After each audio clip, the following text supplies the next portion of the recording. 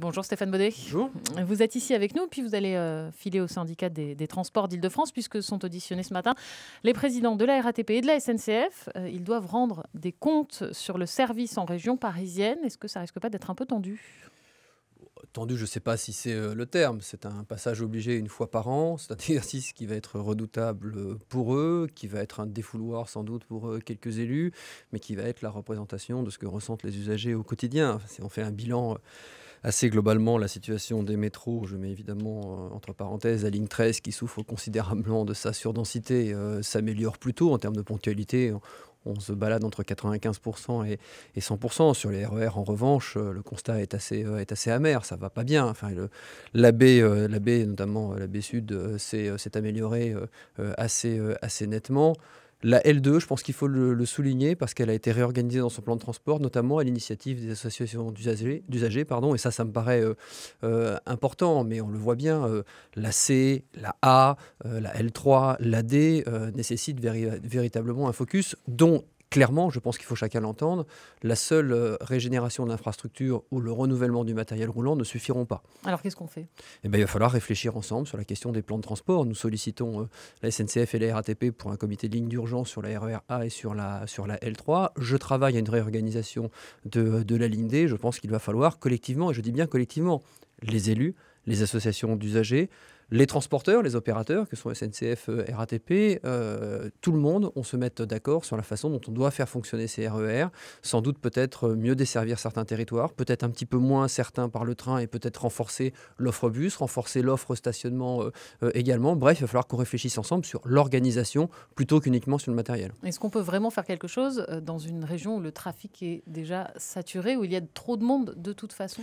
Il y a une problématique de saturation, c'est la raison pour laquelle d'ailleurs on a lancé un plan route qui fait évidemment débat, mais dont on peut se dire qu'en heure de pointe, les réseaux de transport public sont saturés, alors que la route, si elle est saturée en voiture, n'est pas saturée en usagers. Donc on voit aussi que dans les mobilités de demain, dans l'époque du digital, la question de l'utilisation différente de voitures qui pourraient être propres, que l'on soit 2 ou 3 personnes dans ces voitures plutôt que seules, c'est le cas sur l'autoroute ce matin, où aujourd'hui on flirte avec les 300 ou 400 km de bouchons. On a des solutions sur lesquelles petit à petit on va pouvoir trouver des solutions un petit peu nouvelles. Voilà. Après, sur l'organisation des RER, oui, évidemment, on a des lignes qui sont beaucoup trop longues, qui font 190 km avec des branches assez incroyables, très complexes. Et c'est vrai que l'apport assez récent et à venir de nombreux tramways, de nouvelles extensions de métro vont nous permettre des interconnexions. Évidemment, la question de la boucle du Grand Paris vont nous permettre de modifier les plans de transport des lignes et sans doute d'améliorer la desserte, d'améliorer la ponctualité et peut-être parfois de gagner des courses en heure de pointe. Mais l'échéance, elle est lointaine pour les gens qui prennent au quotidien. C'est pas compliqué. Si on ne se fie que sur le matériel, de ce point de vue-là, Valérie Pécresse, nous avons déjà tenu nos engagements. Nous avons lancé 702 rames nouvelles pour 8,5 milliards en moins d'un an. Alors certes, elles ne vont pas arriver tout de suite, elles vont arriver à partir de 2018, 2019, 2021.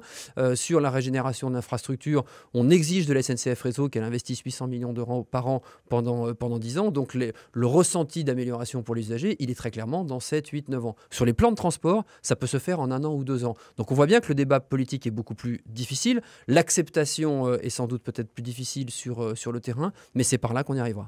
Pour les suppressions de trains, notamment, la RATP et la SNCF paient des amendes. Il y a un malus qui a été mis en place, un système de bonus aussi. Et pourtant, la situation, elle ne s'améliore pas. Est-ce que ce système de bonus-malus, il est suffisamment dissuasif ? C'est une vraie question. C'est une vraie question. Et d'ailleurs, avec la présidente de la région, nous nous sommes engagés dans une renégociation des contrats SNCF-RATP. Donc c'est un enjeu. La question du montant des amendes est évidemment un enjeu. On en parlera justement de ces transports en commun. La qualité des transports en commun s'améliore en Île-de-France. Vous avez la parole, les auditeurs ont la parole, d'accord ou pas d'accord avec ça. Appelez dès maintenant, on en parle dans 5 minutes. C'est au 01 42 30 10 10 et c'est justement le vice-président de la région Île-de-France, chargé des transports et maire du parti Les Républicains, qui est l'invité de Faustine Calmel ce matin. Alors, vous nous parliez de l'investissement, Stéphane Baudet.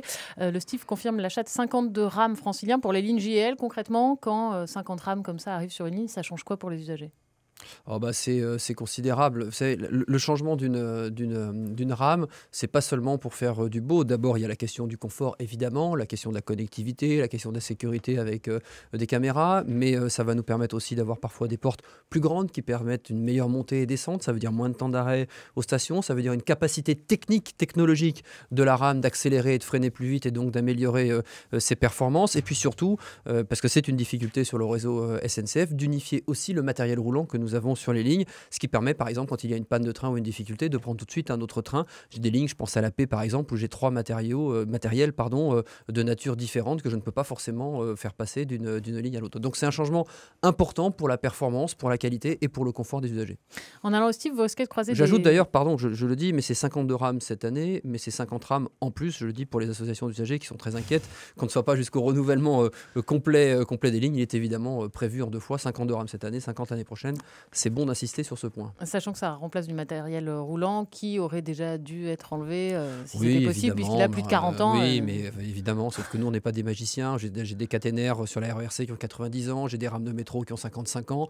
On ne va pas tout changer en 2 semaines. Vous avez vu le débat sur Alstom. Je veux dire, quand vous commandez 100 rames de train, il vous faut 4 à 5 ans pour pouvoir les avoir. Si c'est une rame qui est déjà en catalogue, si vous commandez un nouveau train, c'est quasiment 7 à 8 ans.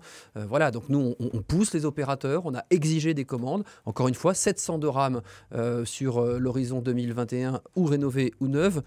1200 rames d'ici 2025, c'est-à-dire qu'on n'est plus à 8,5 milliards, mais quasiment à 15 milliards d'investissements. C'est un changement de ton et d'une accélération considérable qu'il faut aussi souligner. Stéphane Baudet, en allant au Steve, vous risquez de croiser des manifestants, front de gauche, communistes, salariés d'Alstom et Bombardier. Ils réclament des RER made in France. C'est pas possible aujourd'hui. D'abord, ils manifestent, je préfère le préciser quand même, contre la SNCF et pas contre le STIF. Ils profitent de l'audition du président de la SNCF ce matin sur des marchés dont je rappelle qu'ils sont portés par la SNCF et pas par le STIF. Nous sommes donneurs d'ordre sur le nombre de rames à acheter, mais ce n'est pas le STIF qui porte les marchés d'appel d'offres. Vous pourriez peser. Après des trains à 100% fabriqués français, moi ce qui m'intéresse, c'est que les trains au maximum soient fabriqués par des Français et que l'emploi soit en France. C'est ça l'enjeu. C'est la raison pour laquelle d'ailleurs, quand Alstom s'allie à Bombardier, même si l'un des deux groupes n'est pas français, à partir du moment où les trains sont montés en France et offrent de l'emploi aux Français, c'est ça la priorité. La question, c'est celle des sous-traitants aussi. Oui, bien sûr, sauf que Alstom manifestait il y a un mois parce qu'une usine allait fermer. Alstom n'est pas venu manifester dès lors que l'État s'est mis à acheter des TGV dont personne n'a besoin pour sauver des usines. Ils attendaient un marché très très gros de la SNCF.